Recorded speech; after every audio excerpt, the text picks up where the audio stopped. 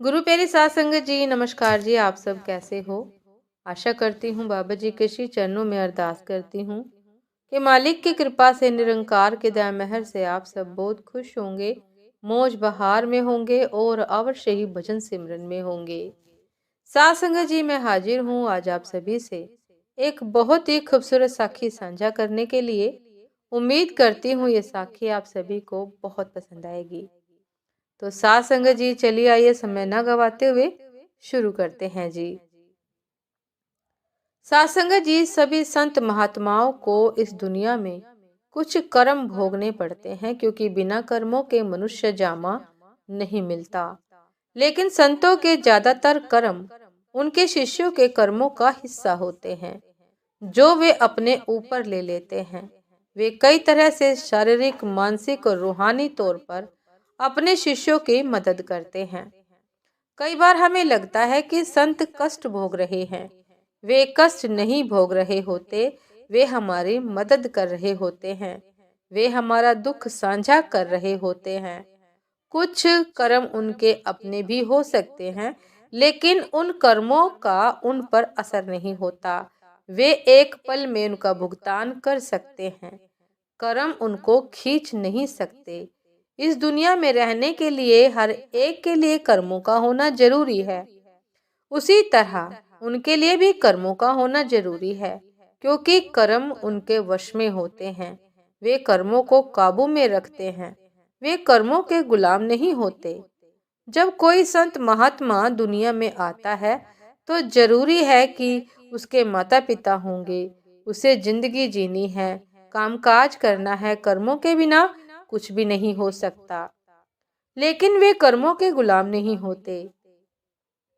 साथ संगत जी, वे दूसरों के कर्म उठाने से इनकार भी नहीं कर सकते हैं, या अपने शिष्यों या दूसरे लोगों के कर्म अपने ऊपर ले भी सकते हैं, क्योंकि वे बहुत नरम और उदार दिल वाले होते हैं और हमेशा मदद करना चाहते हैं। वे अपने शरीर पर कष्ट लेकर दूसरों की मदद करते हैं। संत महात्मा सृष्टि के उसूलों को नहीं तोड़ते, बल्कि उन सभी कायदे कानूनों का पालन करते हैं जो सृष्टि को चलाते हैं। उनके शरीर को नींद, आराम और सुख की उसी तरह जरूरत पड़ती है जैसे किसी दूसरे इंसान को।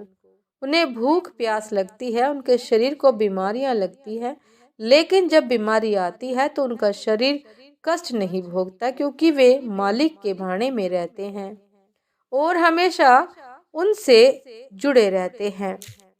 साथ संगत जी, सतगुरु के कर्मों में और आम इंसान के कर्मों में इतना ही फर्क है कि आम इंसान कर्मों का गुलाम है, इसलिए उसकी किस्मत उसे जहां ले जाती है वह वहां जाता है, और सतगुरु कर्मों के अधीन नहीं होते। कर्म आम आदमी पर हुकूमत चलाते हैं, जबकि संतों या सतगुरुओं का अपने कर्मों पर पूरा वश होता है। साथ संगत जी, ये थी आज की एक बहुत ही खूबसूरत साखी कि संत महात्माओं का जीवन किस प्रकार का होता है।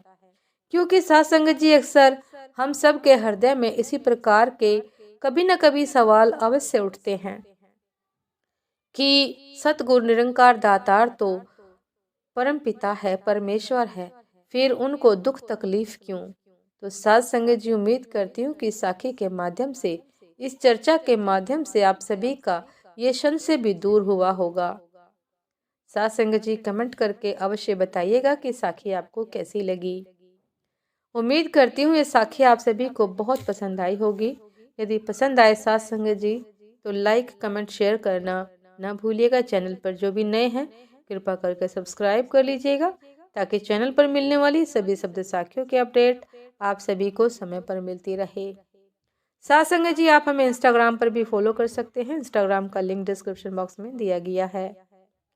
दासी को अभी आज्ञा दीजिए। आपसे फिर मिलते हैं एक नए शब्द साखी के साथ, एक नई विशेष चर्चा के साथ। तब तक के लिए नमस्कार जी। सदा खुश रहिए, मुस्कुराते रहिए, भजन सिमरन अवश्य करते रहिए। नमस्कार जी।